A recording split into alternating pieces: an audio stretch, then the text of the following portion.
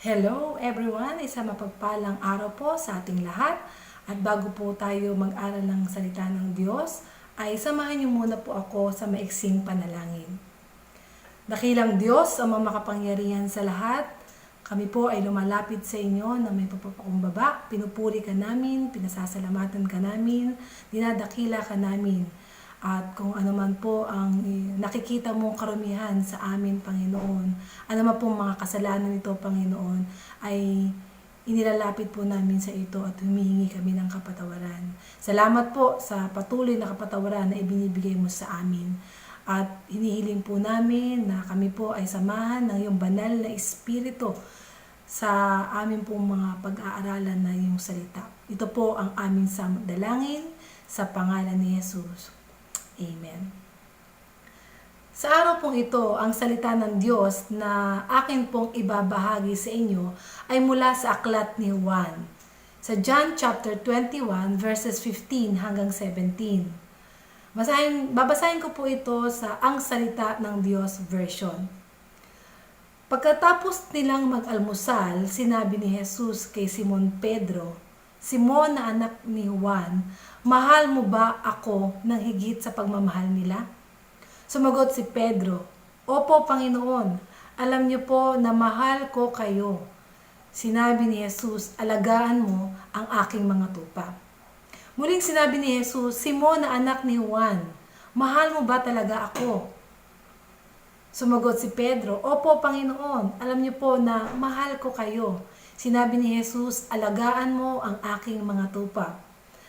Sa ikatlong ulit ay sinabi ni Jesus, "Simon na anak ni Juan, mahal mo ba talaga ako?"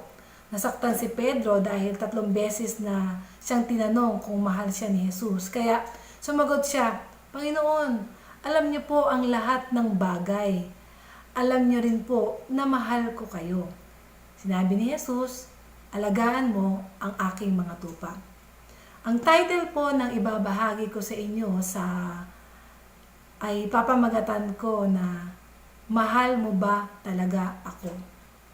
Ito pong month of June, o June na po tayo ngayon, ay traditionally ay buwan kung saan marami ang nagpapakasal.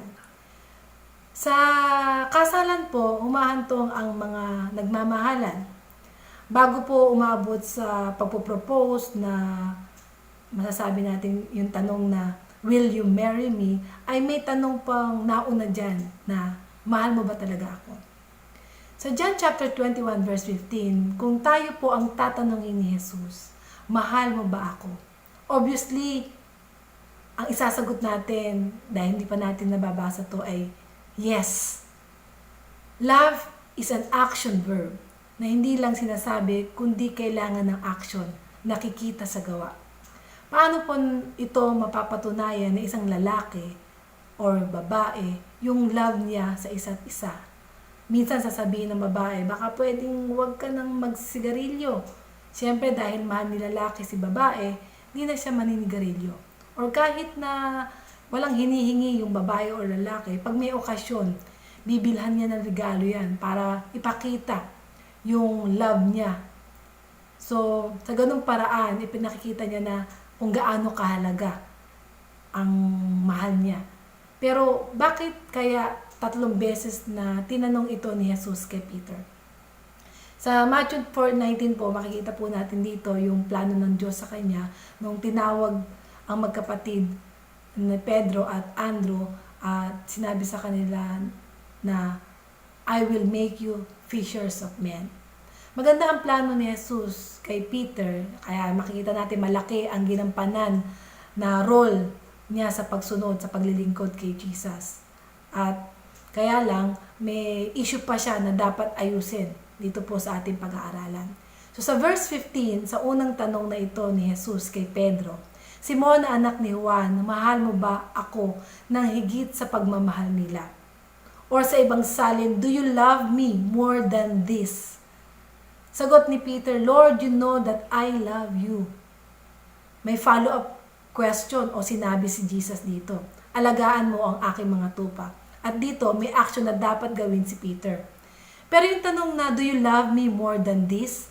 maliban kay Jesus, ay may kasama pa siyang ibang alagad at sila'y kasamang kumakain or nag-aalmusal kasi galing sina Pedro at yung iba pang mga kasamahan niya na magdamag silang nangingisda. So, inumaga na sila at sa umaga yon ay may tumatawag sa kanila at niyayaya sila na mag-breakfast.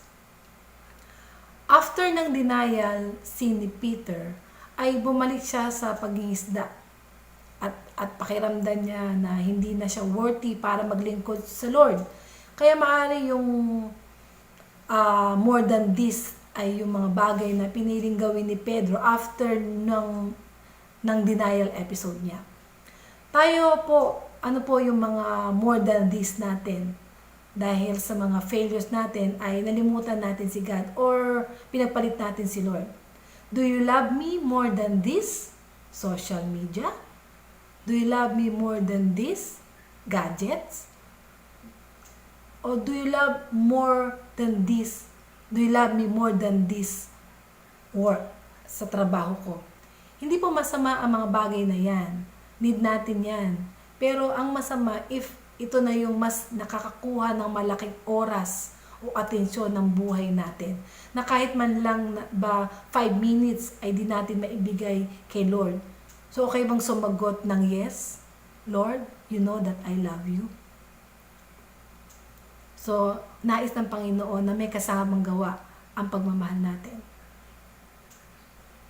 Sa John 18, chapter 18, verse 15 hanggang 17, 25 hanggang 27, kung babasahin po natin ito yung senaryo na ikinaila ni Peter si Jesus at sinabi niya na hindi niya ito kilala. Marahil ang pakiramdam ni Peter dito broke siya broken hearted siya.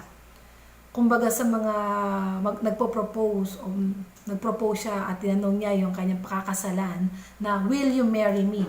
Tapos ang sagot, big no, or I'm sorry, sabay takbo. Can you imagine yung ganong klase ng senaryo, kung gaano kasakit yung magno sa'yo? Or marahil, gulong-gulo ang isipan ni Pedro kasi bago yung denial niya, sinabi ni Jesus na ikakaila niya ito.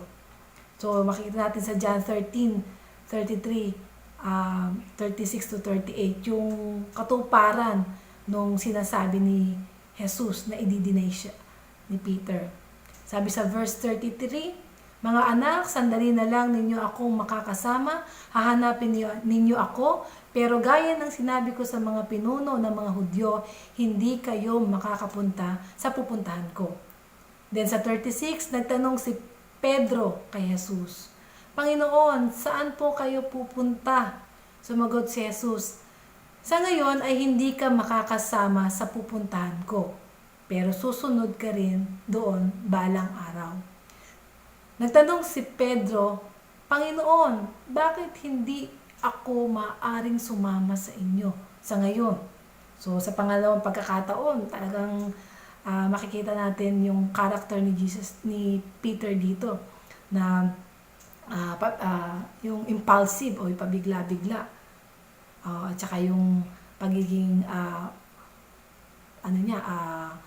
boastful, medyo mayabang. Sabi niya dito, handa naman akong mamatay para sa inyo. Sumagot si Jesus, talaga bang handa kang mamatay para sa akin? Sinasabi ko sa iyo ang totoo, bago tumilaok ang manok, 3 beses mo ikakaila, nakilala mo ako. Marahil sa isip-isip niya na ang yabang-yabang ko talaga. Para sabihin ko talaga na handa akong mamatay para sa kanya. Yun po talaga yung character ni Peter kung atin siyang kikilalanin. Bakit ko ba nagawa, sasabihin ni Peter, bakit ko ba nagawa ang ikaila siya? Ano ba naman ang nangyari sa iyo, Peter? Ano naman ang nangyari sa iyo, Simon? Hindi niya sabihin ito sa sarili niya. Gaya po ni Peter, meron din po tayong gantong sitwasyon. Ano po yung denial episode ng buhay mo, ng buhay natin? Bilang followers o mga naglilingkod sa Diyos, or maybe that denial episode sa buhay natin ay yung mga conflicts at yung mga conflicts, gaya po ng conflict sa marriage life mo, sa marriage life natin, maybe conflict sa business or conflict sa co-workers mo, sa katrabaho mo, conflict sa kapitbahay mo, or sa conflict sa kaibigan mo. Ano man yan, kapatid, iyan yung mga bagay na nagpapahirap sa atin, nagbibigay sa atin ng mabigat na kalooban, nagpapasakit ng ating ulo, mga bagay na nagda-doubt na tayo para magpatuloy magmahal, wala nang ganang magtrabaho, nag-iisip na or ayaw na magpatuloy sa paglilingkod sa Lord, at mga bagay na nagpapalayo na rin sa atin sa Lord. Sa verse 16, sa pangalawang ulit na tanong ni Lord, mahal mo ba ako? Ano or paano natin ito sasagutin? God used these questions to help Peter face his failure, his denial episode in life, at ganun din yung mga bagay na ating failure na natatanggap. God wants to face our conflicts na sa tatlong ulit ng pagtatanong ni Jesus, nais niya na mag-reflect si Pedro sa mga tanong na ito, na upang ma-restore siya sa mga malalaking ma-restore siya at itong sitwasyon na to o opportunity para mabigyan ng forgiveness o isang malaking pagkakataon to ask forgiveness. Ito yung nais na ipakita ng ating Diyos o ni Jesus. Ganun din po tayo, nais ng Diyos na mag-reflect tayo sa mga tanong na ito ni Jesus. Kumusta na ang love natin kay Lord? Kasi yung love ni Jesus sa atin ay walang question dun. God loves us so much. Kaya nga namatay siya para sa ating mga kasalanan. Sa verse 17, sa ikatlong ulit ay sinabi ni Jesus, Simon na anak ni Juan, mahal mo ba ako? O mahal mo ba talaga ako? Paano sinagot ito ni Pedro? Aring sinabi niya ito, he humbly accept his failure. Kasi makikita natin na nasaktan siya. Sa ibang salin nga, nasad siya. Or he grieved. Dahil tatlong beses niyang siyang tinanong ni Jesus na mahal mo ba ako? But it was a plain reminder of his previous 3 denials. Hindi po ito madali. Yung sobrang nalungkot siya, maaring umabot pa siya sa depression ang sitwasyon niya na ito. Dahil sa sitwasyon na ito. But he humbly accept his failure. We also need to accept na kaya tayo nagkaroon ng conflict sa asawa natin, sa trabaho natin, sa business natin, sa kaibigan natin, at kung saan kanino pa man yan. We must humble to accept na may nagawa tayong mali. And Peter, in spite na masakit, but because of his humble acceptance, he was able to answer Jesus, You know, Lord, that I love you. Pangalawa po, he asked forgiveness. God gives Peter the opportunity in some measure to repair his fault by confessing it. Yung pagtatanong ni Jesus ng 3 ulit, na-realize niya kung gaano siya nagkamali at binigyan siya ng opportunity ni Jesus na i-confess niya ito. Dahil sa forgiveness na binigay ni Lord, yun ang time kung saan yung sobrang sakit na nararamdaman ni Peter after niyang i-deny si Jesus, nawala na yun. Nawala na yung sakit na yun. Ngayon hindi naman yung mga alalahanin niya na gumugulo sa kanyang isipan, napawi na ang mga bagay na yun. Sa ating po mga conflicts, kailangan din po natin yung forgiveness. Ito po yung mag-aayos ng mga conflict. Yung mga bagay na ito. Kaya, God wants na i-confess natin yung mga pagkakamali natin and ask for His forgiveness. Pangatlo po, He obeyed Jesus. Jesus restored Peter in the presence of the other disciples by causing him to face squarely his point of failure. Then Jesus challenged Peter to set his eyes on the work ahead. Ano po yun? To feed Jesus' sheep. Like Peter, God can restore us from the denial episode ng buhay natin. Whatever conflicts or failures pa man yan.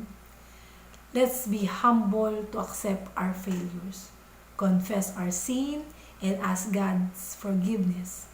Now we are ready to obey Jesus to feed His sheep. Magagamit na niya tayong muli sa Kanya, sa paglilingkod. Hindi lang basta maglingkod, kundi mightily and effectively. Kapatid, again, for the third time, Jesus is asking you, mahal mo ba talaga ako? Ano po ang isasagot mo? At nais ko itapos to sa John chapter 14 verse 15 sa GMT version. If you love me, you will obey my commandments. Maraming salamat po, and God bless us all. Shalom!